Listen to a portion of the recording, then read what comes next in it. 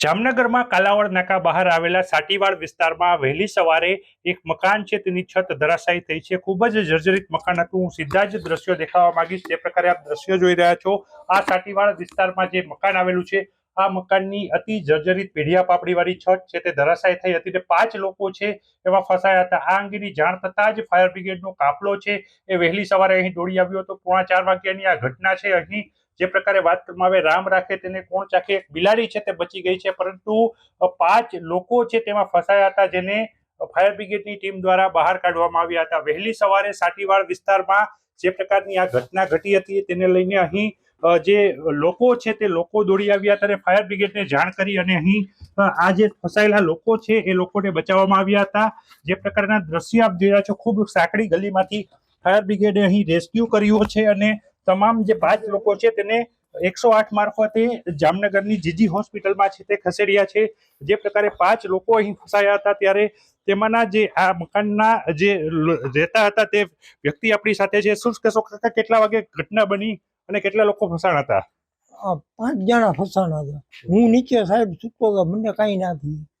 કોને વધુ લાગ્યું છે? બેનને લઈ ગયા વધારે। જે પ્રકારે વાત કરવામાં આવે 60 વર્ષીય વૃદ્ધા છે એ વૃદ્ધાની હાલત ખૂબ ગંભીર જણાવાઈ રહી છે।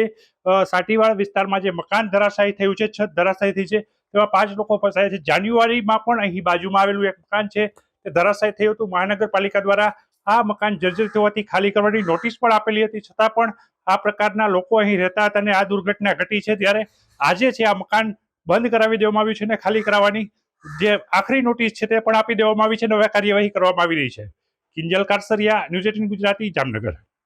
જામનગરમાં કાલાવડ નાકા બહાર આવેલા સાટીવાડ વિસ્તારમાં વહેલી સવારે એક મકાન છે તેની છત ધરાશાયી થઈ છે। ખૂબ જ જર્જરિત મકાન હતું। હું સીધા જ દ્રશ્યો દેખાવા માંગીશ। તે પ્રકારે આપ દ્રશ્યો જોઈ રહ્યા છો।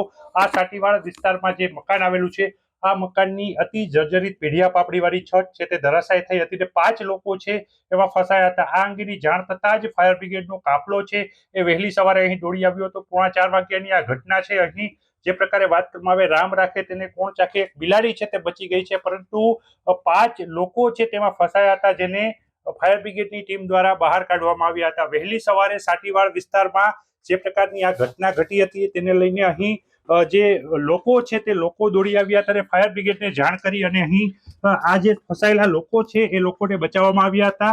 જે પ્રકારના દ્રશ્ય આપ જોઈ રહ્યા છો, ખૂબ સાંકડી ગલીમાંથી ફાયર બ્રિગેડે અહીં રેસ્ક્યુ કર્યું છે અને તમામ જે 5 લોકો છે તેને 108 મારફતે જામનગરની જીજી હોસ્પિટલમાં છે તે ખસેડ્યા છે। જે પ્રકારે 5 લોકો અહીં ફસાયા હતા ત્યારે તેમાંના જે આ મકાનના જે રહેતા હતા તે વ્યક્તિ આપણી સાથે છે। શું કહેશો કાકા, કેટલા વાગે ઘટના બની અને કેટલા લોકો ફસાણા હતા? 5 જણા ફસાણા હતા। હું નીચે સાહેબ સૂતો હતો, મને કાંઈ ના થયું। કોને વધુ લાગ્યું છે? બેનને લઈ ગયા વધારે। જે પ્રકારે વાત કરવામાં આવે 60 વર્ષીય વૃદ્ધા છે એ વૃદ્ધાની હાલત ખૂબ ગંભીર જણાવાઈ રહી છે। સાટીવાડ વિસ્તારમાં જે મકાન ધરાશાયી થયું છે, છત ધરાશાયી થઈ છે, તેમાં 5 લોકો ફસાયા છે। જાન્યુઆરીમાં પણ અહીં બાજુમાં આવેલું એક મકાન છે તે ધરાશાયી થયું હતું। મહાનગરપાલિકા દ્વારા આ મકાન જર્જરિત હોવાથી ખાલી કરવાની નોટિસ પણ આપેલી હતી, છતાં પણ આ પ્રકારના લોકો અહીં રહેતા હતા અને આ દુર્ઘટના ઘટી છે। ત્યારે આજે છે આ મકાન બંધ કરાવી દેવામાં આવ્યું છે અને ખાલી કરાવવાની જે આખરી નોટિસ છે તે પણ આપી દેવામાં આવી છે અને હવે કાર્યવાહી કરવામાં આવી રહી છે। કિંજલ કારસરિયા, ન્યૂઝ 18 ગુજરાતી, જામનગર।